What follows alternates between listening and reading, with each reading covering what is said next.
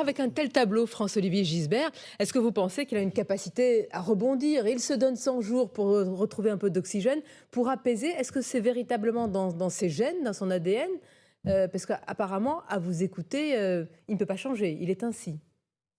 Alors, quand je dis ça, c'est évidemment toujours avec l'espoir secret. Moi, j'aime mon pays, j'aime la France, et je souhaite que ça reparte. Évidemment, on ne va pas passer 4 ans comme ça, à assister à cette espèce de tir au pigeon. Enfin, c'est difficilement supportable. Mais je dis ça aussi parce que je souhaite qu'il change.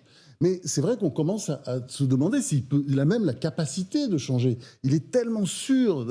Et en plus, si vous voulez, pour une réforme, enfin, qui est une réforme ridicule.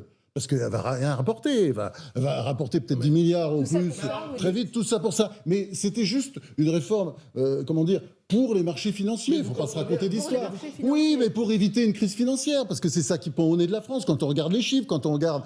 Attendez, la France, c'est pratiquement un quart de l'endettement de l'Union économique et monétaire, enfin de la zone euro. C'est quand même... C'est énorme, 24%. Et avec en plus une part de la richesse nationale de la zone euro qui baisse. Non, mais vous vous rendez compte, on est quand même dans une situation très compliquée.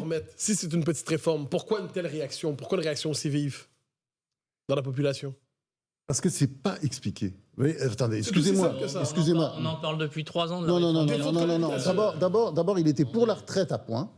Après, il change. Ah bah non, c'est en même temps. Allez, on passe à autre chose. On prend une autre. Il lui aurait suffi de mieux expliquer pour que tout passe.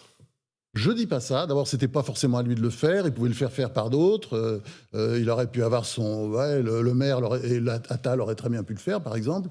Mais les faire apparaître le plus possible et puis lui sera arrivé derrière. Mais enfin, il pouvait pas rester comme ça, complètement absent. Je suis désolé, il a tout filé à bord, qui est évidemment, elle n'est pas faite pour ça. C'est une bonne technicienne, certainement, mais c'est pas une politique du tout. Et il faut des politiques dans des périodes difficiles comme l'est la France aujourd'hui. Il faut pas des technocrates, il faut des politiques.